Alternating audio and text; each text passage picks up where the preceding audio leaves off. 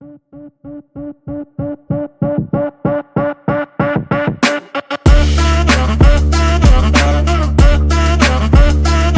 दोस्तों, आज हम देखेंगे कि कैसे हम रिएक्ट के कॉन्टेक्स्ट एपीआई का इस्तेमाल करके ग्लोबल स्टेट मैनेजमेंट इम्प्लीमेंट कर सकते हैं। कॉन्टेक्स्ट एपीआई एक तरीका है जिससे हम अपने रिएक्ट एप्लीकेशंस में स्टेट को मल्टीपल कंपोनेंट्स के बीच में शेयर कर सकते हैं बिना प्रॉपर्टीज की हेल्प से। तो प्रीवियसली हम जब प्रॉपर्टीज देख रहे थे तो हमें अगर एक कंपोनेंट से दूसरे कंपोनेंट में अगर डेटा पास करना होता था तो उस केस में हमें प्रॉपर्टीज का यूज़ करना पड़ता था। बट लेकिन अगर हम कॉन्टेक्स्ट एपीआई की हेल्प लें तो उस चीज़ से हम बच सकते हैं और हम विदाउट प्रॉपर्टीज़ यूज़ करें, हम एक ग्लोबल स्टेट डिफाइन कर सकते हैं और उस ग्लोबल स्टेट की हेल्प से हम उस ग्लोबल स्टेट को किसी भी कंपोनेंट में यूज़ कर सकते हैं। तो चलिए देखते हैं कि कैसे हम इसका इस्तेमाल करते हैं। यहाँ पे हम एक एग्ज़ाम्पल लेंगे global state management and context API को समझने के लिए। तो यहाँ पे आप मेरा जो सामने देख सकते हैं वेब पेज है। मैं क्या करूँगा, कॉन्टेक्स्ट एपीआई की हेल्प से मैं अपने एक कंपोनेंट बनाऊँगा और जो कंपोनेंट होगा वो क्या करेगा, मैं यहाँ पे एक बटन बनाऊँगा इस साइड में और इस बटन बनाने के बाद में यहाँ पे एक बटन जो होगी वो क्या करेगी, जब मैं उस पे क्लिक करूँगा तो मेरी पूरी वेबसाइट डार्क मोड में चली जाएगी एंड देन मैं अगर उस पे क्लिक करूँगा तो वो जो डार्क मोड है वो कन्वर्ट हो जाएगा लाइट मोड में। तो स्टार्ट करते हैं। सबसे पहले हम एक कॉन्टेक्स्ट बनाएँगे। हम एक कॉन्टेक्स्ट क्रिएट करते हैं क्रिएट कॉन्टेक्स्ट फंक्शन की हेल्प से। ये कॉन्टेक्स्ट एक प्रोवाइडर कंपोनेंट और एक कंज्यूमर कंपोनेंट प्रोवाइड करता है। तो ये जो यहाँ पे हम बटन बनाएँगे वो एक हमारा प्रोवाइडर कंपोनेंट होगा और ये जो हमारा पूरा बना हुआ है ऐप, ये हमारा एक कंज्यूमर कंपोनेंट होगा, जिससे की हेल्प से हम स्टेट को मैनेज करेंगे। तो सबसे पहले हम एक कॉन्टेक्स्ट बना लेते हैं। कॉन्टेक्स्ट बनाने के लिए आपको क्या करना होगा, आप सबसे पहले यहाँ पे एक कंपोनेंट यहाँ क्रिएट करेंगे और इस कंपोनेंट का नाम दे देंगे थीम प्रोवाइडर।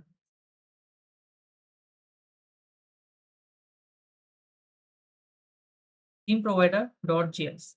तो हमने एक थीम प्रोवाइडर डॉट जेएस हमने बनाया। इसमें हम रिएक्ट और क्रिएट कॉन्टेक्स्ट फंक्शन जो है वो इंपोर्ट करेंगे। तो इंपोर्ट करेंगे रिएक्ट, उसके बाद में हमें इंपोर्ट करना है क्रिएट कॉन्टेक्स्ट फंक्शन एंड उसके बाद में हमें यहाँ पे इंपोर्ट करना है यूज़ कॉन्टेक्स्ट।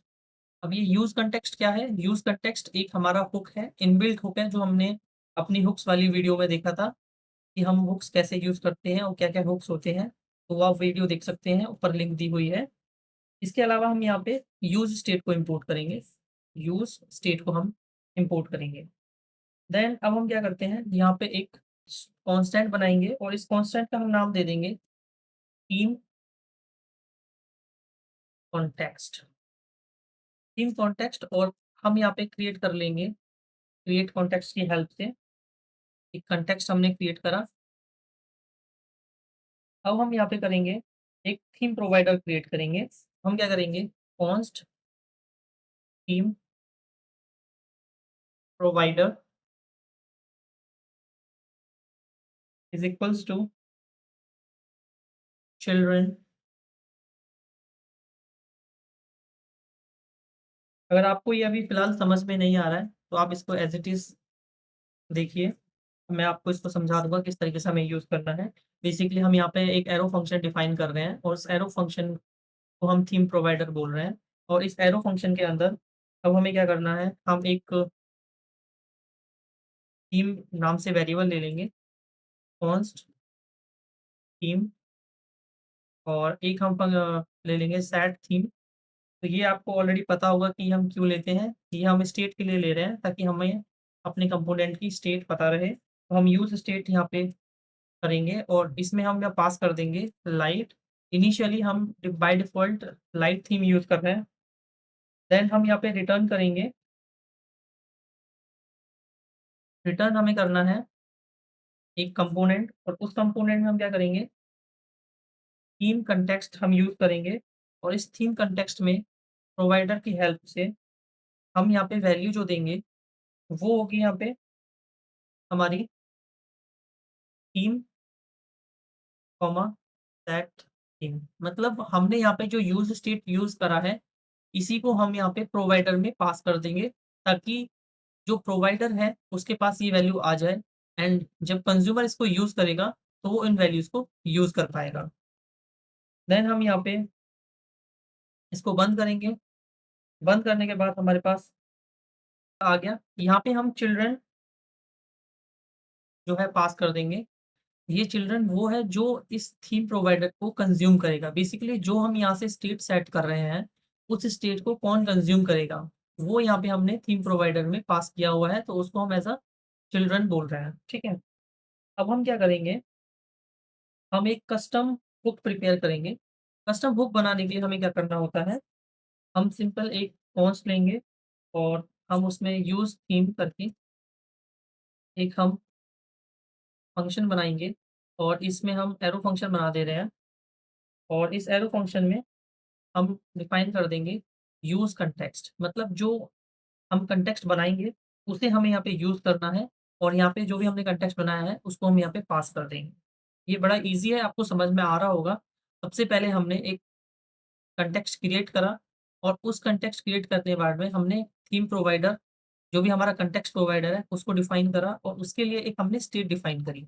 उस स्टेट को डिफाइन करने के बाद में हमने वहाँ उसकी वैल्यू जो भी थी स्टेट, उसको पास कर दी। देन हमने यहाँ पे एक कस्टमाइज़्ड एक हुक बनाया, उसका नाम हमने दिया यूज़ थीम और उस यूज़ थीम में हमने जो ऑलरेडी कॉन्टेक्स्ट बनाया हुआ था, हमने वो पास कर दिया। अब हम क्या करेंगे, जो हमने यहाँ पे थीम प्रोवाइडर जो यूज़ किया है और जो हमारा हुक है, हम इसको एक्सपोर्ट कर लेंगे, ताकि कहीं और हम इनको इस्तेमाल कर सकें। तो सबसे पहले हम यहाँ पे थीम प्रोवाइडर को यहाँ पे एक्सपोर्ट करेंगे, थीम प्रोवाइडर एंड इसके अलावा हम यहाँ पे यूज़ थीम को यहाँ पे एक्सपोर्ट करेंगे। इसको सेव कर लेंगे फाइल को सेव कर लिया। अब हम क्या करेंगे, जो हमने कॉन्टेक्स्ट बनाया है, इस कॉन्टेक्स्ट को हम कंपोनेंट्स में यूज़ करेंगे। अब हम कॉन्टेक्स्ट को अपने कंपोनेंट्स में यूज़ कर सकते हैं। हम यूज़ कॉन्टेक्स्ट का इस्तेमाल करते हैं, जो हमें कॉन्टेक्स्ट की वैल्यू को रीड और अपडेट करने की परमिशन देता है। बेसिकली हमने यहाँ पे जो थीम प्रोवाइडर यूज़ किया है, हम यहाँ से इस यूज़ थीम की हेल्प से और इस प्रोवाइडर की जो स्टेट है थीम, इसकी वैल्यू को रीड और अपडेट करने में हेल्प करेगा यूज़ कॉन्टेक्स्ट, ठीक है? तो अब हम क्या करेंगे, अपने ऐप.जेएस में आ जाएँगे। इस ऐप.जेएस के अंदर आपको क्या करना है, यहाँ पे आपको जो हमने यूज़ थीम बनाया है, उसको इम्पोर्ट कर लेना है। इम्पोर्ट करना है यूज़ थीम को, ठीक है? हमने यूज़ थीम को इम्पोर्ट किया, देन हम क्या करेंगे, हम यहाँ पे थीम टॉगलर करके एक कंपोनेंट बनाएँगे, कॉन्स्ट थीम टॉगलर और इस थीम टॉगलर के अंदर हम एक एरो फंक्शन पास करेंगे और इस एरो फंक्शन के अंदर हम डिफाइन करेंगे कि हमें क्या करना है। तो हम यहाँ पे एक कॉन्स्ट ले लेंगे, कॉन्स्ट के अंदर हम यहाँ पे थीम और सेट थीम जो वैल्यूज़ हमारे पास आई हैं, वो हम यहाँ ले लेंगे। इसमें हम यहाँ पे जो हमने कस्टमाइज़्ड थीम बुक बनाया है, हम यहाँ पे इसको यूज़ कर लेंगे, यूज़ थीम को यहाँ पे यूज़ करेंगे। इसके अंदर हम एक और एक कांस्टेंट बनाते हैं, कांस्टेंट टॉगल थीम। इस कांस्टेंट के अंदर हम क्या करेंगे, एक एरो फंक्शन पास करेंगे। इस एरो फंक्शन में हम क्या करते हैं, हम यहाँ पे इस फंक्शन को बना लेते हैं और यहाँ पे हम सेट थीम यूज़ कर लेंगे। सेट थीम में हम क्या करेंगे, हम चेक करेंगे कि जो अगर थीम वैल्यू जो हमारी आई है, अगर वो इक्वल इक्वल टू है लाइट के, लाइट थीम के, तो उस केस में हमें क्या करना है, हमें डार्क रखना है और अगर वो डार्क नहीं है, तो हमें उसको लाइट रखना है, ठीक है? ये चीज़ करने के बाद आप यहाँ पे इसको बंद करेंगे और जो हमारा फ़ंक्शन हमने बनाया है, उसको भी यहाँ पे बंद कर देंगे। देन हम यहाँ पे रिटर्न करेंगे एक कंपोनेंट और उस कंपोनेंट में हम क्या करेंगे, एक बटन बना देंगे, ठीक है? इस बटन में हम क्या करेंगे, ऑन क्लिक दे देंगे। इस ऑन क्लिक के अंदर हमें क्या करना है, जो हमने फ़ंक्शन बनाया है टॉगल थीम, उसको कॉल कर लेंगे। टॉगल थीम हमने ये जो फ़ंक्शन बनाया है, इसको हमने यहाँ पे कॉल किया है और इसको कॉल करने के बाद में हमें यहाँ पे सिंपल थीम की वैल्यू बतानी है। थीम हमारा क्या है? अगर थीम इक्वल टू है लाइट, बटन का टेक्स्ट डिफाइन कर रहे हैं हम यहाँ पे। हम यहाँ पे बोलेंगे डार्क मोड क्लिक करें, डार्क मोड में आ जाएगा। अदरवाइज़ ये हमारा यहाँ पे लाइट मोड में आ जाएगा, लाइट मोड में आ जाएगा। तो इस तरीके से हम यहाँ पे बटन डिफाइन कर सकते हैं। बटन डिफाइन करने के बाद हम यहाँ पे इसको डन करना जो है खत्म करेंगे, ठीक है? अब आप देखिए, मैंने ये जो थीम टॉगलर जो फंक्शन बनाया है, ये बिल्कुल सेपरेट बना हुआ है, ठीक है? मैं इसको इसके बाहर ना बना के मैं क्या करता हूँ, मेरा होम कंपोनेंट है, उसमें मुझे इसको यूज़ करना है। तो होम कंपोनेंट में मैं डायरेक्टली चला जाता हूँ और इस पूरे कोड को मैं उठा के होम कंपोनेंट में मैं यहाँ से ले जाता हूँ, ठीक है? यहाँ से मैंने इसको उठाया, पूरा कोड, और यहाँ से मैंने इसको यहाँ से खत्म कर दिया। अब मैं अपने होम.js पे पहुँचा। होम.js पे होमपेज.js हम यहाँ देखेंगे कहाँ पे है, होमपेज.js पे मैं पहुँचा। होमपेज.js पे मैं सबसे पहले यहाँ पे इम्पोर्ट करूँगा, जो मैंने कस्टमाइज़्ड थीम बनाया है, यूज़ थीम हुक बनाया है, उसको मैं यहाँ पे इम्पोर्ट करूँगा। इम्पोर्ट करने के बाद में मैं होम के अंदर अपना यहाँ पे रिटर्न कर दूँगा, ये जो मेरा मैंने यहाँ से कोड कॉपी किया था, उस कोड को मैं यहाँ पेस्ट कर देता हूँ। अब आप देखेंगे यहाँ पे 2 रिटर्न हो जा रहे हैं, जबकि हमें नहीं रखने 2 रिटर्न, तो हम सिंपल क्या करेंगे, इस कोड को उठा के यहाँ से अपना इसके अंदर डाल देंगे, बटन के बाद में।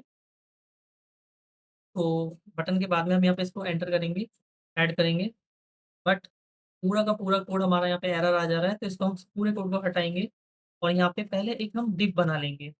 डिव जैसे ही बना, उसके बाद हम इस कोड को यहाँ पे रखेंगे, फॉर्मेटिंग करेंगे, तो आप देखेंगे मेरी बटन ऐड हो चुकी है और ये जो पहले रिटर्न लगा हुआ है, इसको मैं यहाँ से हटा देता हूँ, ठीक?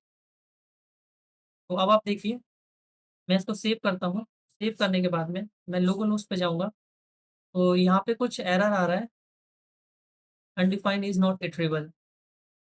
यहाँ पर देखते हैं जो अभी एरर आ रहा था, वो किस वजह से आ रहा था, कि हम जो यहाँ पे यूज़ थीम हुक जो बना रहे हैं, इसको हम एक्सेस करने की कोशिश कर रहे थे यहाँ पे, और हम इसको एज़ एन अरे डिकंस्ट्रक्शन के थ्रू हम इसको एक्सेस कर रहे थे।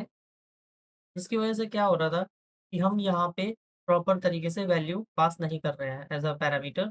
तो हम यहाँ पे पास कर रहे हैं एक जेसन ऑब्जेक्ट, और उसको हम यहाँ पे ट्राई कर रहे थे एक एरे में डिस्ट्रक्चर करने की, जिस वजह से ये एरर आ रहा था। तो हम क्या करेंगे, इसको सिंपल एक जो है ऑब्जेक्ट के तौर पे ले लेंगे, थीम ऑब्जेक्ट करके, देन हम इसको यहाँ से सेव करेंगे। तो अब आप यहाँ देखेंगे, मेरे पास मैंने यहाँ पे इसको इस तरीके से लिया हुआ है, और जो मैं टॉगल मैं डिफ़ाइन कर रहा था, उसको मैंने इस थीम कॉन्टेक्स्ट के अंदर ही मैंने यहाँ पे डिफ़ाइन कर दिया है, ठीक है?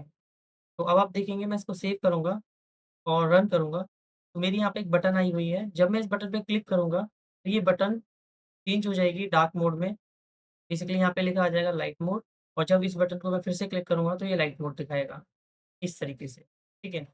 अब हम क्या कर सकते हैं, हम इस पर्टिकुलर बटन पे इस पूरे पेज का कलर चेंज कर सकते हैं, ब्लैक कर सकते हैं, जब हम लाइट मोड करें तो व्हाइट हो जाएगा, ठीक है? तो वो हम एक बार कर लेते हैं।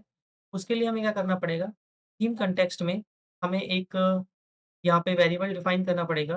तो हम यहाँ पे एक वेरिएबल ले लेते हैं कॉन्स्ट, यहाँ पे हम बैकग्राउंड कलर के लिए एक वेरिएबल ले लिया कॉन्स्ट बीजी कलर। इस बीजी कलर में हमको क्या करना है, हम चेक करेंगे कि अगर हमारा जो थीम है, अगर जो हमारा थीम है, अगर वो इक्वल इक्वल टू है लाइट की, तो उस केस में हमें क्या कर देना है, अपना जो कोड है, अपना जो बैकग्राउंड कलर है, उसको हमें व्हाइट कर देना है। तो व्हाइट करने के लिए हम क्या यूज़ करते हैं, एफ एफ एफ एफ। इसके अलावा अगर वो डार्क में है, बेसिकली उसका जो थीम सेट है वो डार्क है, उस केस में हम उसको व्हाइट कर देंगे। व्हाइट करने के लिए हम यहाँ पे एज़ सॉरी डार्क कर देंगे। अगर वो डार्क में है तो हम उसको डार्क कर देंगे, अगर वो लाइट में है तो उसको हम लाइट कर देंगे। यहाँ पे हमें क्या करना है, हैज़ 3 3 3 3। ओके, अब हमें क्या करना है, ये जो बीजी कलर हमने यहाँ पे थीम कॉन्टेक्स्ट में एक जो वेरिएबल बनाया है, इस वेरिएबल को हमें एक्सपोर्ट करना होगा। बेसिकली पास करना होगा अपने चाइल्ड कंपोनेंट को और चाइल्ड कंपोनेंट हमारा इस होम पेज में है, तो यहाँ पे हम इसको पास कर देंगे बीजी कलर, ठीक है? हम इसको सेव करेंगे। सेव करने के बाद हम आएँगे अपने होम पेज पे। इस होम पेज पे आप देखेंगे मैंने यहाँ पे बटन जो बनाई हुई है, ठीक है? इस डिव का मैं यहाँ पे कलर चेंज कर दूँगा और इस डिव का कलर चेंज करने के लिए मुझे क्या करना पड़ेगा, स्टाइल यूज़ करना पड़ेगा और स्टाइल के अंदर मैं यहाँ पे बैकग्राउंड एट्रीब्यूट यूज़ करूँगा और इस बैकग्राउंड के अंदर मुझे यहाँ पे अपना जो भी कलर है, वो यहाँ पास कर देना है।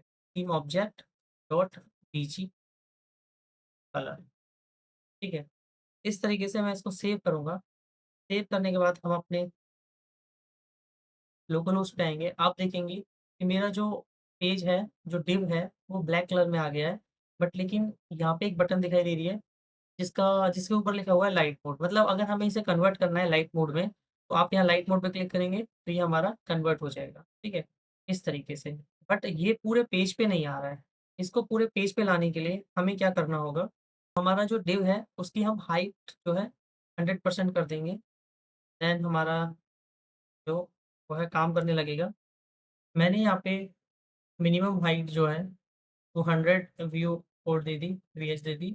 इसकी हेल्प से क्या होगा, जब हम इसको रन करेंगे, आप यहाँ देखेंगे ये जो मेरा पेज है, इस पे जब भी मैं क्लिक करूँगा डार्क मोड, पूरा पेज मेरा डार्क मोड में चला जाएगा। उसके बाद में लाइट मोड पे मैं क्लिक करूँगा तो पूरा पेज मेरा लाइट मोड में चला जाएगा। आप यहाँ पे देखेंगे इस तरीके से हम अपना जो है डार्क मोड और लाइट मोड के साथ वर्क कर सकते हैं।